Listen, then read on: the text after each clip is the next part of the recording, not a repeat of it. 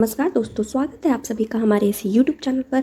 और आज हम एक बहुत ही बेहतरीन खबर लेकर आ रहे हैं। जितने भी ITI के कैंडिडेट्स हैं या जिन्होंने भी अप्रेंटिसशिप की करके रखी है, उन सभी कैंडिडेट्स के लिए एक बहुत बड़ी खुशखबरी है।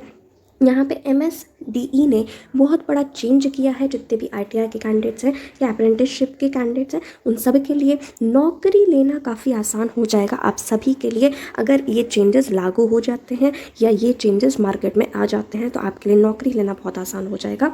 तो इस वीडियो में आपको क्या चेंज हुआ है वो पता चलेगा, किस तरह से जॉब पाना आसान हो गया है आप सभी के लिए, तो ये भी आपको पता चलेगा। तो जानकारी लेने के लिए वीडियो को अंत तक ज़रूर देखिएगा।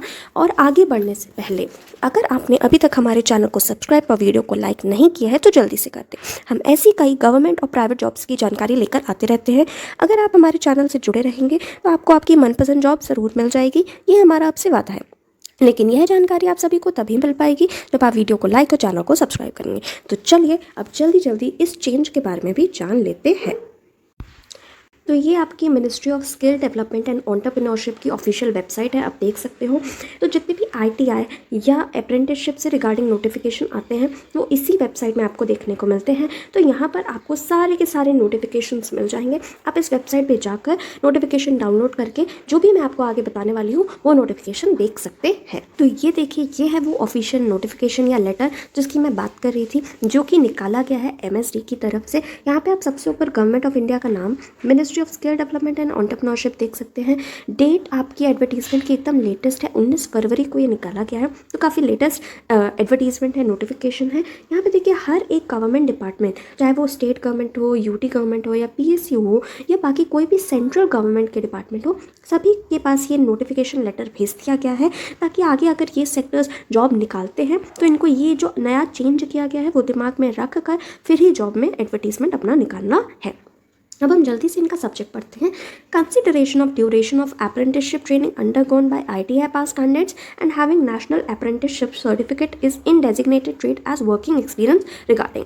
यानी कि अब मैं आपको सिंपल भाषा में समझाती हूँ ये पूरा एडवर्टीजमेंट कहना क्या चाहता है। तो सबसे पहले आपने देखा होगा कि अगर कभी भी ITI वालों की जॉब निकलती थी तो आपसे पहले तो बोला जाता था कि आपके पास ITI आपने करा होना चाहिए, फिर आपसे बोला जाता था कि आपके पास अप्रेंटिसशिप भी आपने करी होनी चाहिए, फिर तीसरी चीज़ आपसे मांगी जाती थी कि एक्सपीरियंस भी आपका होना चाहिए।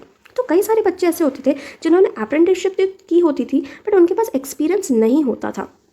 तो अब ये लेटेस्ट चेंज की वजह से ये जो एक्सपीरियंस है वो हटा दिया गया है। और अगर आपने अप्रेंटिसशिप भी किया है तो उसे प्रॉपर एक एक्सपीरियंस की तरह काउंट किया जाएगा। यानी कि अगर आपने ITI करके रखा है और आपने अप्रेंटिसशिप करके रखा है तो आप यहाँ पे जॉब्स में अप्लाई कर सकते हो आराम से। एक्सपीरियंस की अलग से आपको कोई भी ज़रूरत नहीं पड़ेगी। तो ये काफ़ी बड़ा चेंज है, क्योंकि जिन भी बच्चों ने एक्सपीरियंस नहीं लेके रखा है ना, तो वो लोग काफ़ी ज़्यादा परेशान होते थे अगर किसी जॉब में एक्सपीरियंस मांगा गया होता था और वो अप्लाई ही नहीं कर पाते थे, राइट।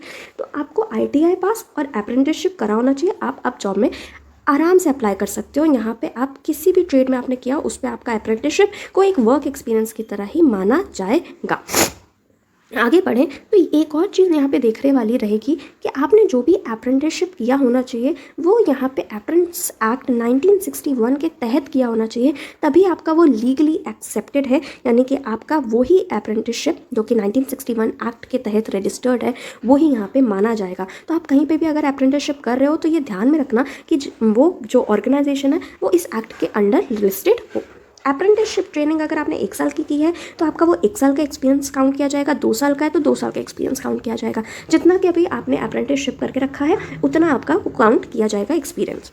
और ये किस रूल्स के अंडर ये बात कही गई है, तो शेड्यूल 1 ऑफ अप्रेंटिसशिप रूल्स 1992 के तहत ये बात की गई है। तो आप जहाँ से भी याद रखना अप्रेंटिसशिप कर रहे हो वो या तो सेंट्रल या तो स्टेट गवर्नमेंट या उसकी किसी स्टैब्लिशमेंट के अंडर लिस्टेड हो, तभी ये लीगली एक्सेप्टेड होगा। अगर आप बाकी किसी नॉर्मल जगह से कर लेते हो ना तो यहाँ पर आपको इस चीज़ का फ़ायदा नहीं देखने को मिलेगा। तो कई सारे बच्चों को ये लगेगा कि भाई ये तो इतना बड़ा कोई चेंज नहीं है, बट बिलीव मी दोस्तों, बहुत सारे बच्चे सिर्फ और सिर्फ एक्सपीरियंस ना होने की वजह से जॉब में अप्लाई नहीं कर पाते चाहते थे, तो उनके लिए एक बहुत अच्छा मौका है ये। उनके लिए अप्रेंटिसशिप जो उनका है वो भी यहाँ पे काम आ रहा है, वो भी एक एक्सपीरियंस की तरह।